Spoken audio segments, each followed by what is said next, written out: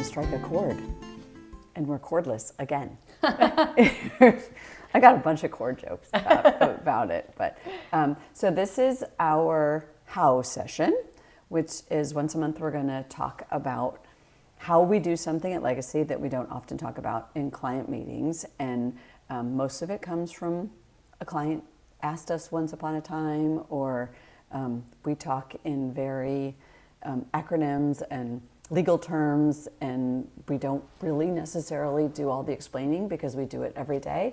So Legacy is technically a trust company, which means we're established by the state of Florida, regulated by the state of Florida as a trust company. We're a legal entity, and that is different from a brokerage firm. That's different from having an account at Fidelity or anything like that, because it is we're a regulated entity over the trust business and what we do. So that's even that, like you guys are going, that's hard to understand, right? So the trust business has statutes and Florida law that dictate how we can do things, and then the regulators come in and make sure that we're doing that in line with all those regulations. So let's just start with the basics.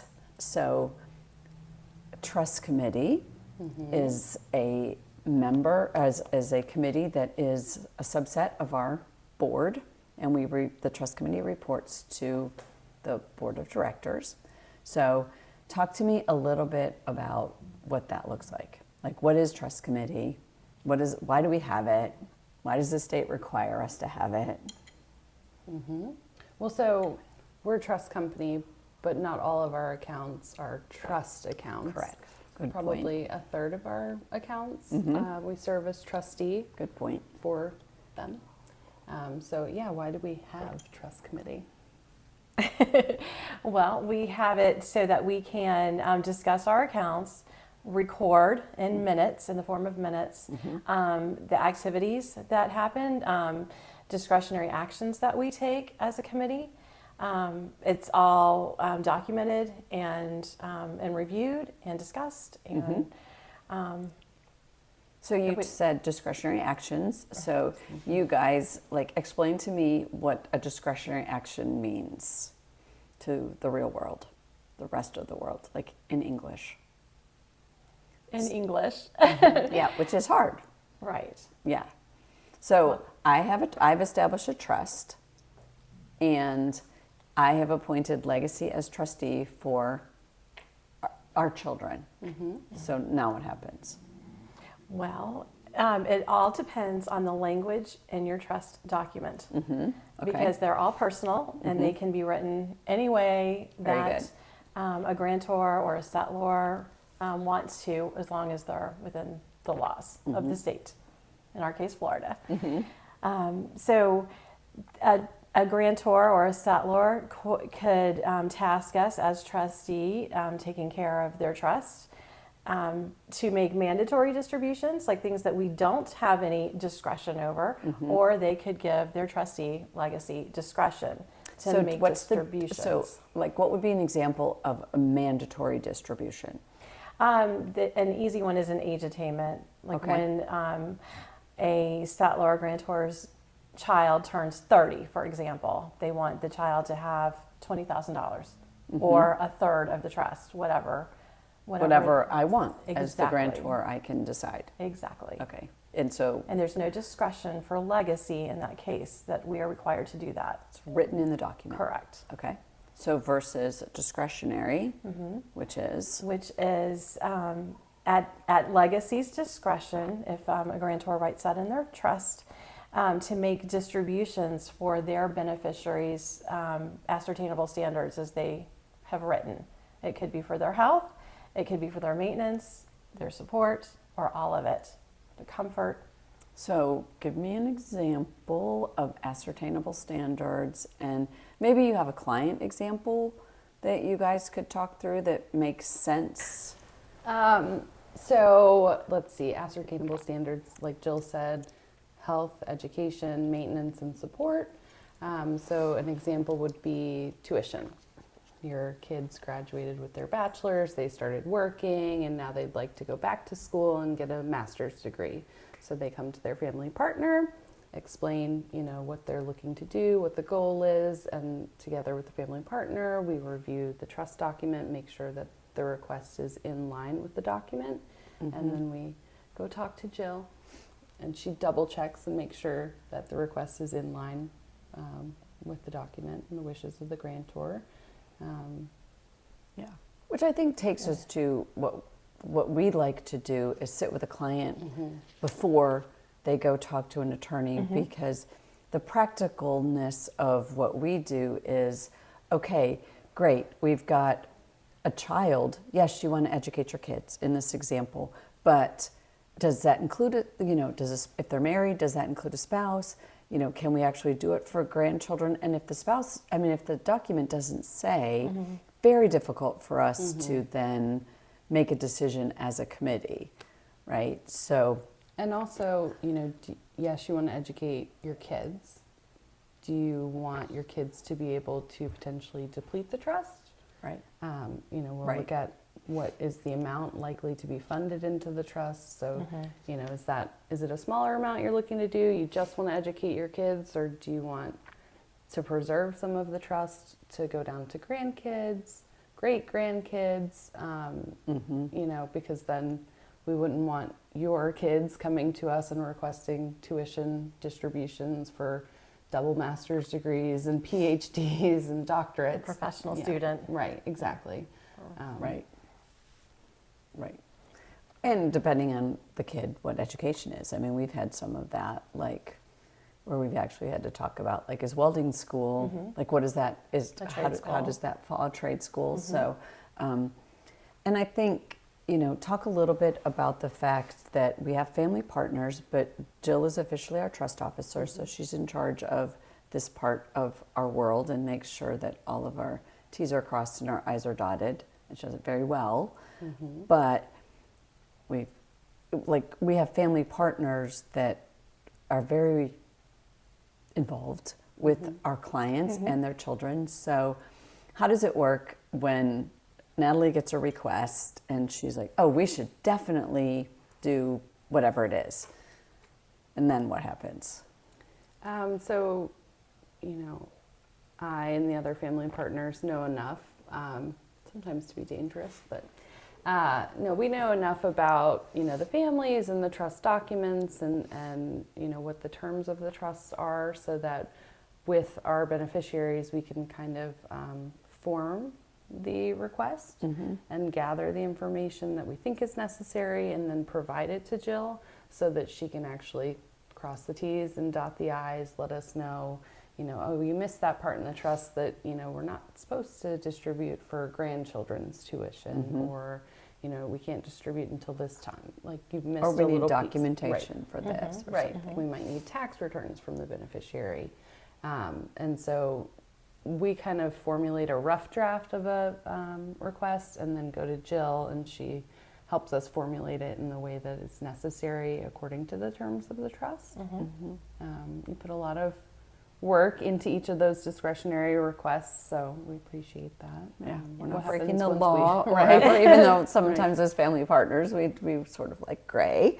But so then what happens? I mean, it's not Jill's decision. Correct. Right? I think that's important to note, that it's not just one of us. Right. That our family partner can submit the request basically to me with their recommendation that they're approving. They recommend to approve the request, then I can review it. I formulate everything into a form, making sure that we are well documented. We have a basis for the decision that we're making, and that's all in writing. So I put that together, and then I therefore will make a recommendation to the other committee members to approve, deny, or whatever the circumstances are. Then I submit the form to our other trust committee members for everybody else to review and then vote on. So it's a collective decision. And then if we have an individual co-trustee outside of legacy, most typically a family member of the grantor, I like to get their approval first before submitting it to our committee, just so I have whatever that person's decision is. Because they know even more than we do Right. in terms of family circumstances and those kinds of things. I mean, there's a reason as somebody drafting, as somebody, making a trust, it's, I know who would be a good advisor for Right. you guys to help. So, Right. so in terms of, okay, so we've decided we're going to make a distribution. We have lots of options on how that happens, right? We could pay a contractor directly, right? We could pay an institution directly, depending on how it works. Somebody could make a request to say, I need $1,000 a month to help support my income, right? Right. And so, that is, I think, right, there's a lot of flexibility in that part of what we do. So different than often like a big formal trust committee, right? And in a big institution, I think we really know our clients. It's not running through that it has to, like we know our people, so it's not just Right. yes or no Right. based on the document. It's very circumstantial based Right. on what we believe the grantor wants or would want. So talk to me a little bit about how you've managed that with like a letter of wishes and what that looks like. So we do like to have grantors formulate a letter of wishes, though it doesn't always happen because it's work. Right.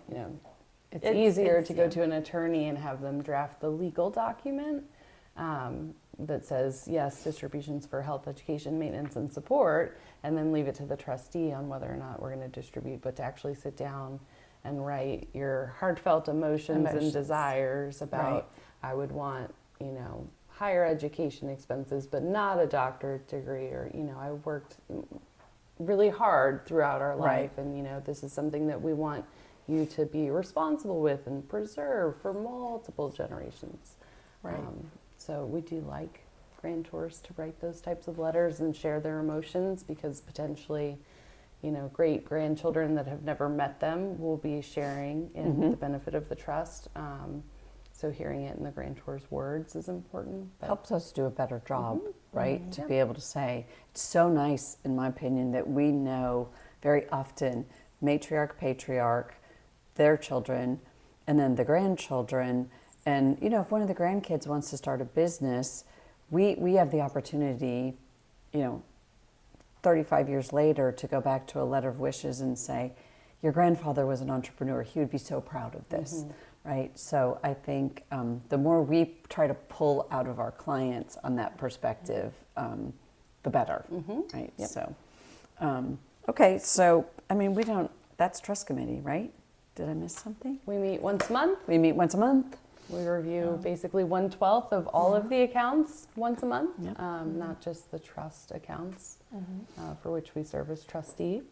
We have an obligation to review all of them, regardless. Right, the state requires that of us, yeah. And I would say we have a diverse committee of members representing legacy, different facets of legacy. Good point.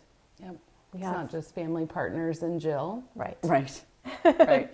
We have somebody from our investment team on our committee and from operations, and it takes all of us.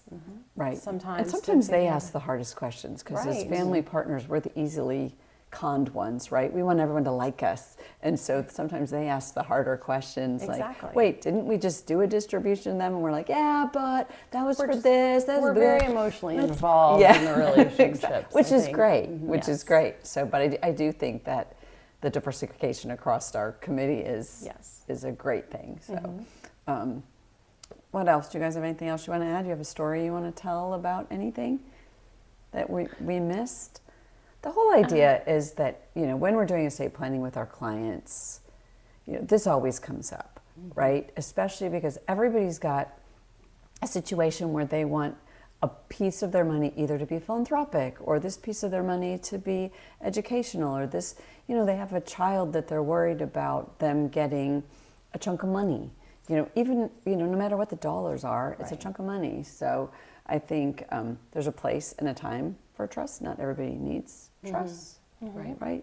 Right, that's what you find too is, some people are very willing to create an irrevocable trust and the dollars stay in the trust for multiple lifetimes, and then other people are like, I don't care. Right. We don't need any guardrails, Right. just let them have it. And so just really getting to know the families and the beneficiaries to be able to say, yeah, I agree with that, or, well, have you considered this? And sometimes they say, they can have it, whatever, it's all fine. And 2 years later, they come back and go, we're going to do a trust. Yeah. So The important thing is that you can always change your plan as long as you're alive. Correct. That's right. Exactly. That's right. Well, thank you for everything that you do for us here and keeping us out of jail officially. So Approved by the auditor. exactly, Jill is. We have very good audits based on all the work Jill has done. So, on that note, did you get that? On that note, Chord. right? On